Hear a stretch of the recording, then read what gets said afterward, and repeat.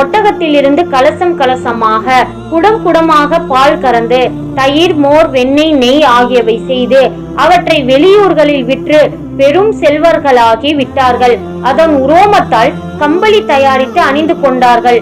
ஒரு நாள் தமுது கூட்டத்தினர் சாலிஹ் அலைஹிஸ்ஸலாம் அவர்களை அண்மி, நாங்கள் உம்முடைய ஒட்டகைக்கு யாதொரு தீங்கும் செய்யாத வரையில் உம்முடைய இறைவன் எங்களுக்கு யாதொரு தீங்கும் செய்ய மாட்டான் அல்லவா என்று வினவினர்.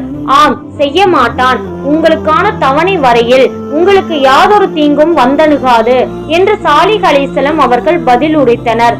நல்லது, நாங்கள் அதற்கு யாதொன்றும் தீங்கிலையோம் என்று கூறினர்.